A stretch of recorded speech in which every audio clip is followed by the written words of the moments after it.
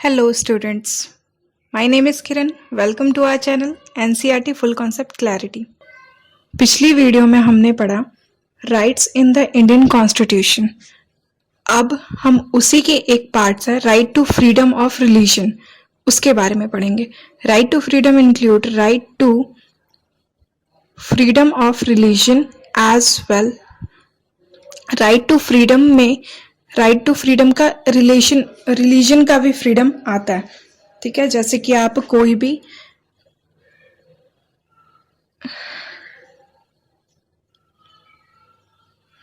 जैसे कि क्या होता है कि राइट टू फ्रीडम का मतलब ये है कि आप कोई भी काम कर सकते हैं, किसी भी धर्म को अपना सकते हैं, ठीक है।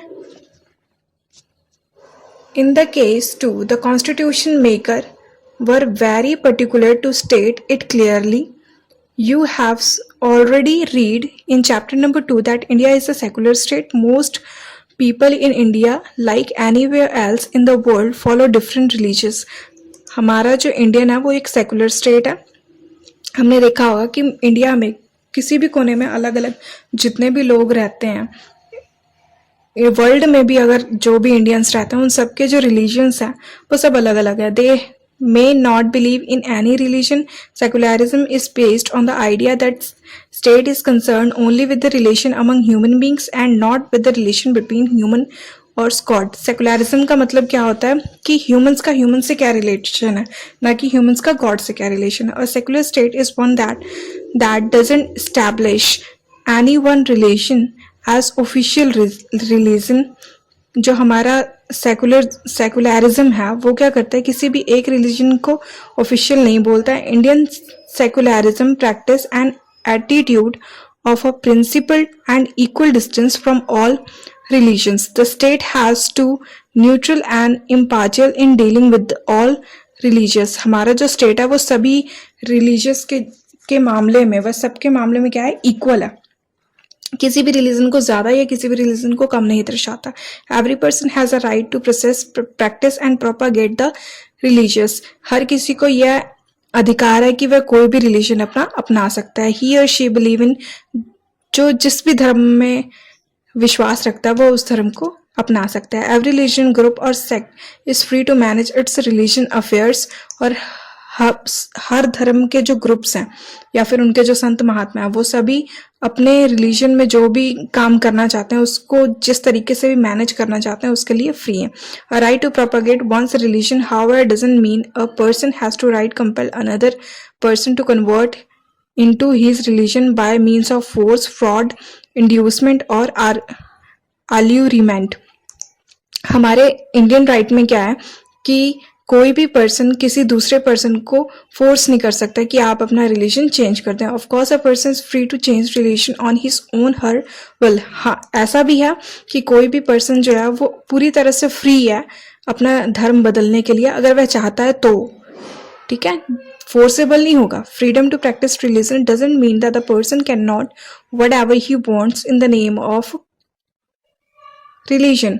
अब फ्रीडम टू रिलीजन का मतलब ये नहीं कि आप धर्म के नाम पे कुछ भी करी जाए। For example, we can not sacrifice animal or human beings as offering to supernatural force or God's.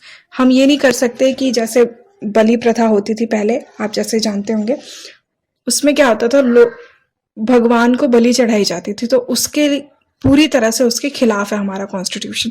Religious practice which treat women as inferior as those that the infring women freedom are not allowed। और वो rights, वो धर्म जो women's को inferior बताते हैं वो भी उसके लिए भी बिल्कुल भी अलाउ नहीं है। For example, one can not force a widow to shave head और वेयर वाइट क्लोथ्स। जैसे कि अगर कोई विधवा होती है, किसी का हस्बैंड मर जाता है, तो क्या होता है कि उसको वाइट कपड़े डालने के लिए या फिर अपना सर के बाल जो है उसको शेव करने के लिए फोर्स नहीं कर सकता। Secular state is one that doesn't confer any privilege or favour of any particular religion. हमारा जो सेकुलर सिस्टम है वह किसी भी पर्टिकुलर रिलीजन को फेवर नहीं करता, नॉर डज इट पनिश और discriminate against people on the basis of religion they follow. और कोई भी धर्म अगर कोई बंदा अपना रहा है तो उसके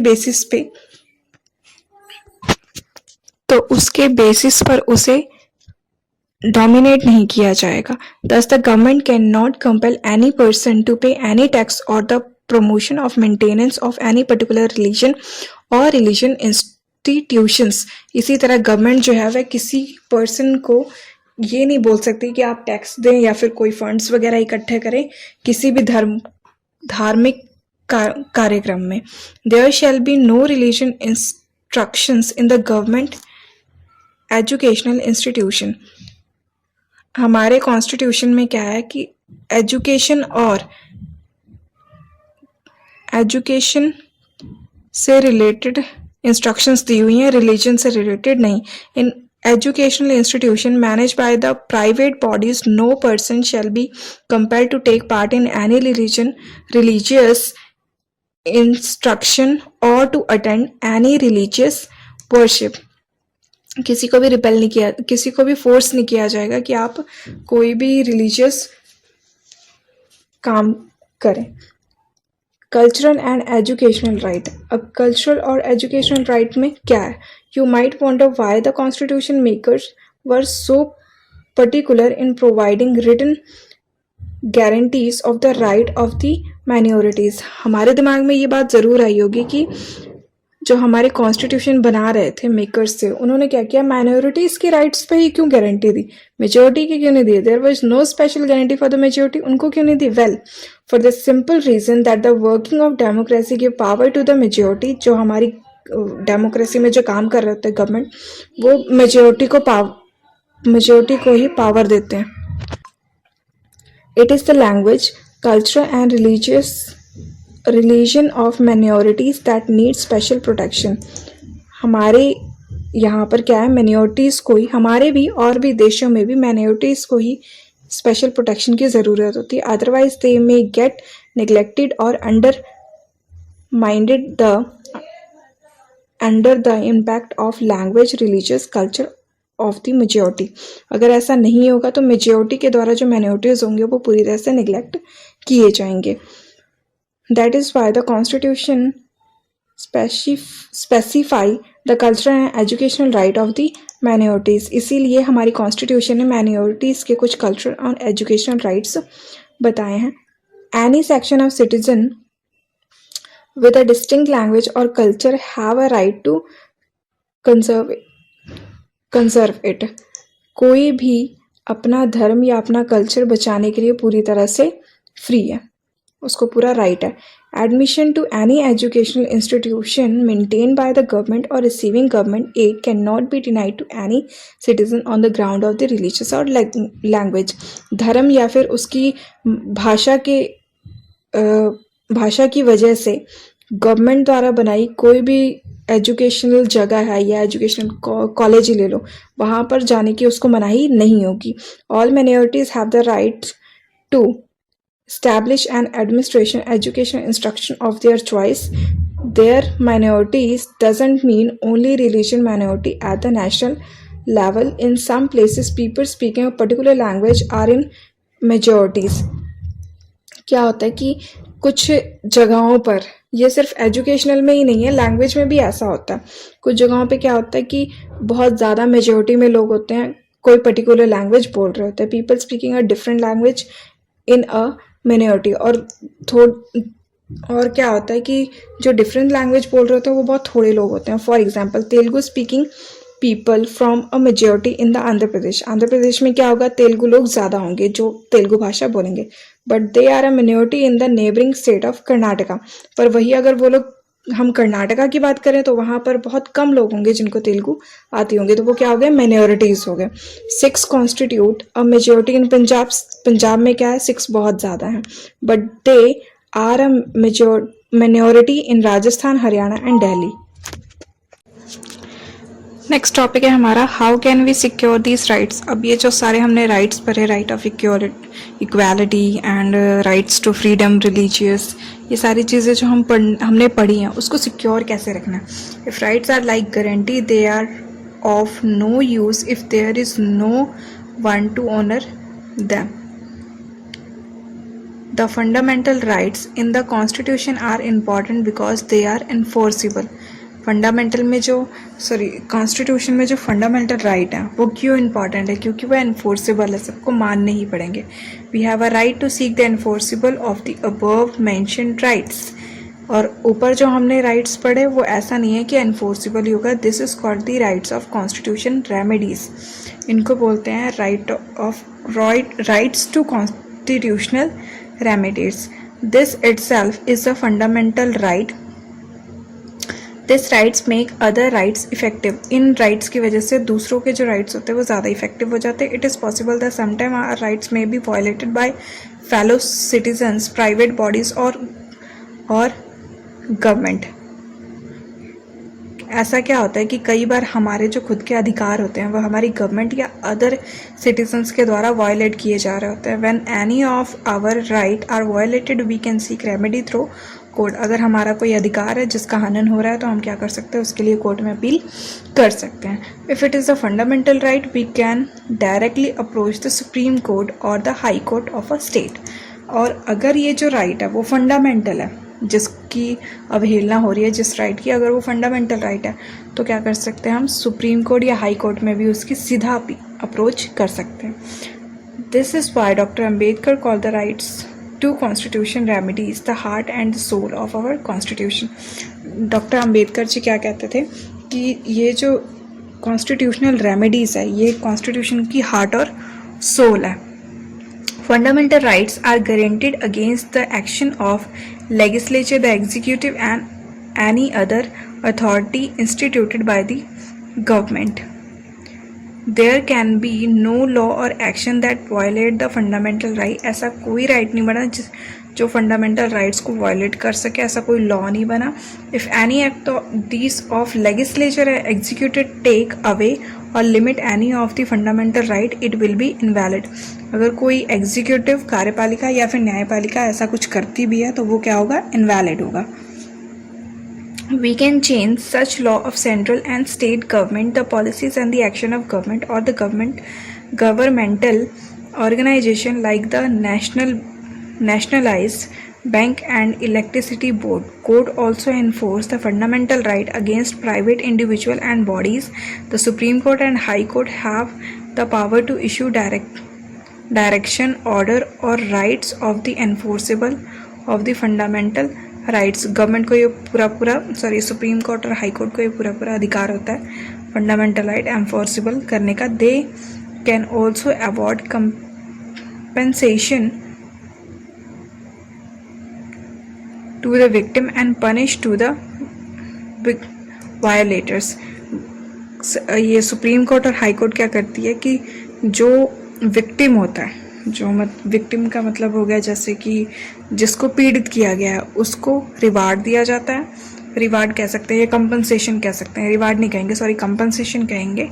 and punish to the violator, और जिसने उल्लंघना की है, जिसने उपद्रव फैलाया है, उसको क्या पनिशमेंट मिलेगी.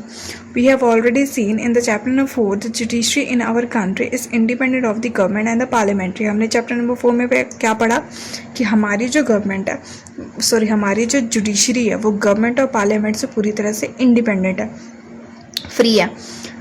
We also noted that our judiciary is very powerful and can do whatever is needed to protect the right of the citizens. हमारी जो जुडिशरी है वो बहुत ज़्यादा पावरफुल है और वो कुछ भी कर सकती है ह्यूमंस के राइट बचाने के लिए. In case of any violation of the fundamental right of the aggrieved person can go to a court for remedy. अगर किसी भी पर्टिकुलर पर्सन के फंडामेंटल राइट्स को अगर हनन किया जा रहा है तो क्या हो सकता है, वह रेमेडी के लिए कोर्ट में जा सकता है. But now any person can go to the court against the violation of the fundamental rights if it is of social or public interest. It is called the public interest litigation. इस time पे क्या है कि अगर कोई fundamental rights की violation कर रहा है और वो क्या है, सोशल और पब्लिक इंटरेस्ट भी है उसमें ले रहे हैं, तो उसको क्या बोला जाएगा, public interest litigation. Under the PIL, any citizen or group of citizens can approach the Supreme Court and the High Court of the protection of public interest against a particular law and action of government. ऐसे इस law के अनुसार क्या है कि कोई जो citizens हैं या फिर सिटीजन्स का पूरा ग्रुप है वह कोर्ट में जाके अपील कर सकता है, इसलिए किस लिए करेगा वो अपील? कि उनका जो पब्लिक इंटरेस्ट है उसका हनन हुआ है, उसकी प्रोटेक्शन की जाए. One can write to the जज even on a post card. The court will take up the matter if the जज find it in a public interest. अगर उसमें पब्लिक का इंटरेस्ट है, जज को अगर ऐसा लग रहा है कि हाँ पब्लिक जो है वो पूरा इंटरेस्ट ले रही है इस मैटर पे, तो क्या होगा, जज उस पर अपना फैसला सुनाएगा या उसको देखेगा. एक्टिविटी है. Is there is a state human rights commission in your state. क्या हमारे स्टेट में कोई ह्यूमन राइट्स कमीशन है, और अगर है तो उसकी सारी एक्टिविटीज़ निकालें. Write a petition to NHRC if you know any instant of human right violence in your area. हम उसके बारे में भी लिखेंगे अगर आसपास में कहीं ह्यूमन राइट्स की वायलेशन हुई है तो. Expanding scope of rights. अब हमें राइट्स की जो स्कोप है उसको और बढ़ाने की ज़रूरत क्यों है, क्या है, इसके बारे में हम पढ़ेंगे. We began this chapter by discussing the significance of right. हमने ये चैप्टर कब शुरू किया था? राइट्स की सिग्निफिकेंस पढ़ते पढ़ते. In much of chapter we have focused only on the fundamental right in the constitution. पूरे चैप्टर में हमारा किस पर ध्यान था? फंडामेंटल राइट पे, कॉन्स्टिट्यूशन पे. You might think that the fundamental rights granted by the constitution are only rights citizens have. This is not true. हमने क्या देखा कि कॉन्स्टिट्यूशन सिटीजन्स को कुछ राइट्स देती है, क्या वह पूरी तरह से ट्रू है? While fundamental rights are the source of all rights. Are constitution and law offer a wide range of rights over the year. Scope of rights expand. हमारी जो कॉन्स्टिट्यूशन है या फिर हमारी जो जुडिशरी है वो हमें रेंज देती है राइट्स का, कि आपके जो राइट्स हैं वो कहाँ तक फैले हुए हैं, और कुछ सालों में वो बहुत ज़्यादा एक्सपेंड हुआ है. Sometime it leads to expansion in the legal rights that the citizens can enjoy from time to time. The court have judgement to expand the scope of right. लोगों को क्या मिला है, सिटीजन्स को टाइम टू टाइम के बाद जो court है वो उनके राइट्स की जो सीमाएँ हैं वो बढ़ा देती हैं. Certain rights like rights to freedom to press, right to information, right to education are drive from the fundamental rights. ये जो कुछ राइट्स हैं, मतलब आप कहीं पर भी कुछ भी बोल सकते हैं, कोई इन्फॉर्मेशन ले सकते हैं, कहीं पर भी जाकर अपनी एजुकेशन ले सकते हैं, वो सारी फंडामेंटल राइट से ली गई हैं, उनमें और ज़्यादा एक्सपेंड किया गया. Now school education has become the right for Indian citizens. School की जो एजुकेशन लेना है वो भी एक राइट है इंडियन सिटीजन्स का. The government are responsible for providing free and compulsory education to all childrens up to the age of 14 years. Government की क्या ये जिम्मेदारी है कि 14 साल से जो भी बच्चे हैं उनको एजुकेशन फ्री दी जाए और कंपलसरी दी जाए. Parliament has enacted a law giving the right to information to the citizens. This act was made under the fundamental right to freedom of thought and expression. ये किसके अंडर किया गया?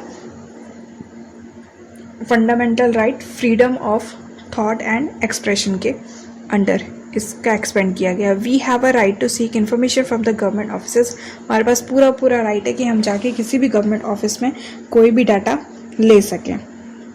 Recently the supreme court has expand the meaning of the right of life to include the right to food. Also rights are not limited only of fundamental rights as enumerated in the constitution. Rights which may not be fundamental right, for example the rights to property is not fundamental right. property को लेने का जो right है वो कोई fundamental नहीं है, but it is a constitutional right. ये क्या है? संविधानिक right है. right to vote in election is an important constitutional right. और election में vote देना भी constitutional right है. sometime the expansion take place in what it's called human rights. कई बार जो एक्सपेंशन होती है वह ह्यूमन राइट्स के तहत भी होती है.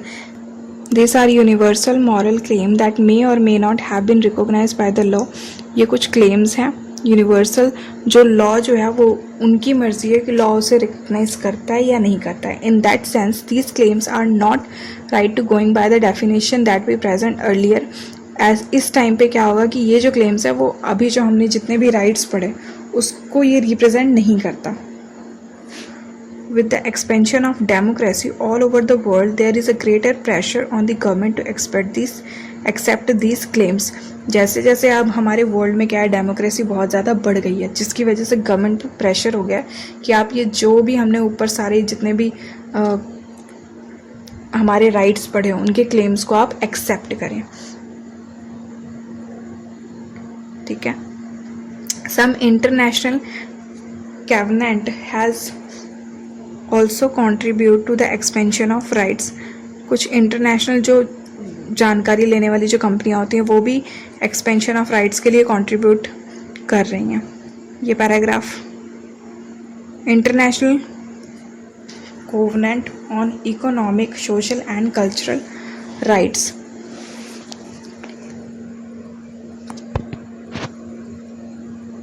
This international covenant recognize many rights that are not directly a part of the fundamental right in the Indian Constitution.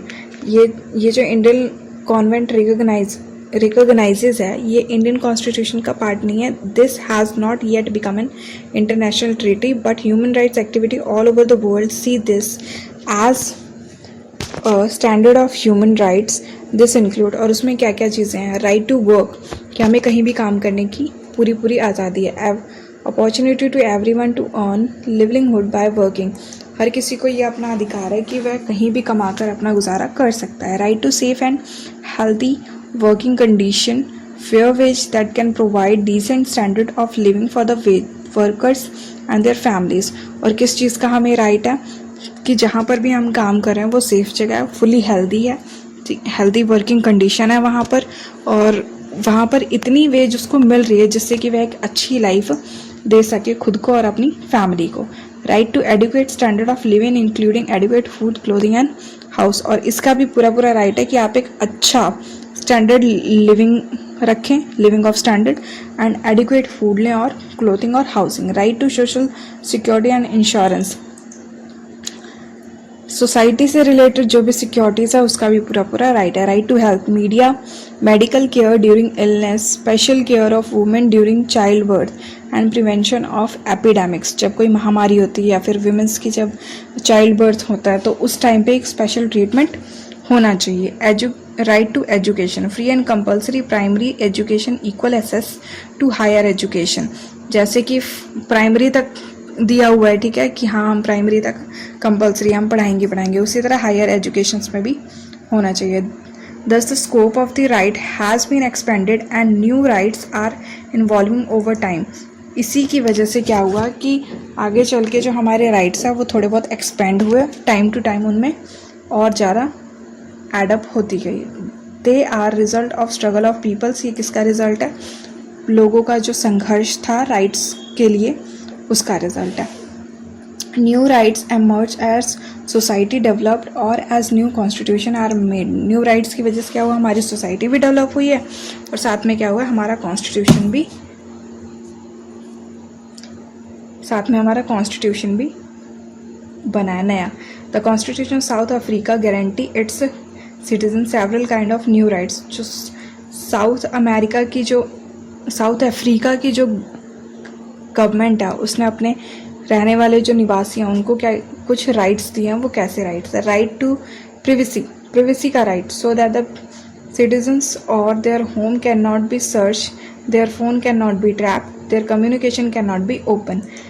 Privacy का मतलब क्या है कि जो वहाँ पर नागरिक रह रहे हैं उनके घर कभी सर्च नहीं किए जाएंगे, फ़ोन उनके ट्रैप नहीं किए जाएंगे, ना ही कम्युनिकेशन को ओपन की जाएगी. Right to an environment that is not harmful to their health और वेल बीइंग, और एक ऐसा इन्वायरमेंट दिया जाएगा जिससे कि उनकी हेल्थ कभी ख़राब ना हो. Right to have access of adequate housing, और उन्हें रहने की अच्छी जगह मिले. Right to have access to health care service, sufficient food, waters, no one may be refuse emergency medical treatment. और ये भी एक राइट दिया गया कि एक हेल्दी उन्हें हेल्थ केयर सर्विसेज प्रोवाइड हों, सफिशिएंट फूड मिले और वाटर मिले, और अगर कोई इमरजेंसी किसी को मेडिकल ट्रीटमेंट चाहिए तो उसके लिए कोई भी मना नहीं कर सकता. Many people think that are rights to work, right to health, right to minimum livelihood and right to privacy should be fundamental right in India as well as.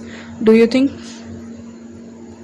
कुछ लोग क्या सोचते हैं कि ये जो सारे राइट्स हैं वो सारे राइट्स फंडामेंटल हो जाने चाहिए, क्या राइट टू प्रिवेसी या लिविंगहुड, राइट टू हेल्थ, ये सारी क्या हो जानी चाहिए, फंडामेंटल, इंडिया में भी हो जानी चाहिए. क्या आप इसके बारे में ऐसा कुछ सोचते हैं? और अगर सोचते हैं तो कमेंट सेक्शन में ज़रूर अपने सुझाव दीजिएगा.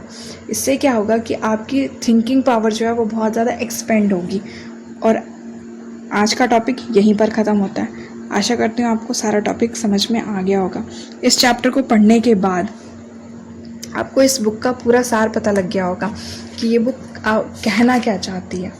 ठीक है, जैसे कि इस बुक में सबसे पहले हमने डेमोक्रेसी के बारे में पढ़ा कि व्हाट इज़ डेमोक्रेसी, क्यों ज़रूरत होती है, डेमोक्रेसी क्या होती है। फिर हमने पढ़ा कि कॉन्स्टिट्यूशन डिज़ाइन कैसे हुआ, हमारा जो भारत का संविधान बना है किन परिस्थितियों में बना, क्या चीज़ें उसमें सोची गई बनाते वक्त, क्या हमें फ़ायदे हुए, ये सारी चीज़ें हमने पढ़ी।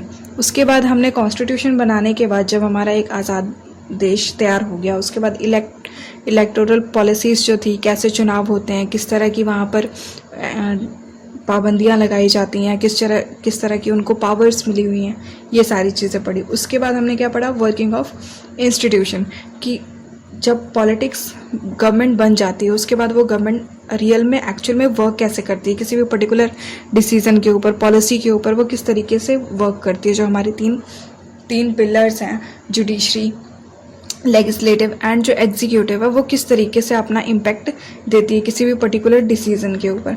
देन हमने पढ़ा डेमोक्रेटिक राइट्स, कि अब ये सारी पढ़ने के बाद सिटीजन्स को अपने राइट के बारे में पता होना चाहिए कि वह क्या क्या कर सकते हैं, उनके राइट्स के बारे में कॉन्स्टिट्यूशन में क्या क्या लिखा है। तो इससे आपको ये सारा क्लियर हो गया होगा। आशा करती हूँ आपकी नॉलेज बहुत ज़्यादा एक्सपेंड हुई होगी।